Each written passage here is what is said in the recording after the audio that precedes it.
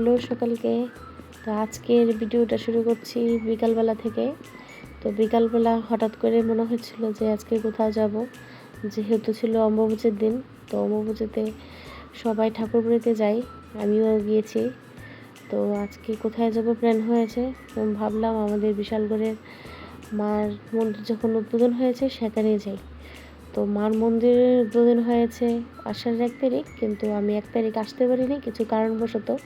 হয়তো বা বলতে পারেন মা ওই দিন আমাকে ডাকেনি। তো আজকে মার দর্শন পেয়ে আমার খুব ভালো লাগলো। ভাবছিলাম মাতার বাড়িতে যাব, সেখানে যেতে পারিনি, তাও কিছু কারণবশত সময় পাইনি, বরের সময় হয়নি। আমারও ছোটো মেয়েকে নিয়ে যাব, তার জন্য যেতে পারিনি।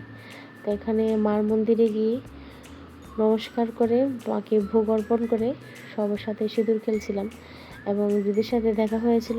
দিদি আমাদের পাশেই থাকে। তো দিদির সাথে অনেক কথা বলছি। দিদি এখানে বলছে যে যিনি সিঁদুরটা দিয়েছে সেটা নাকি বৃন্দাবন থেকে এনেছে।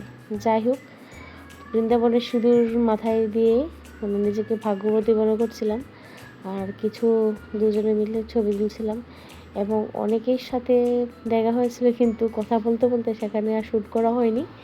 তো এখানে ঠাকুর প্রণাম করে আমরা চলে এসেছিলাম বাড়িতে। তো দেখা হচ্ছে নেক্সট ব্লগে।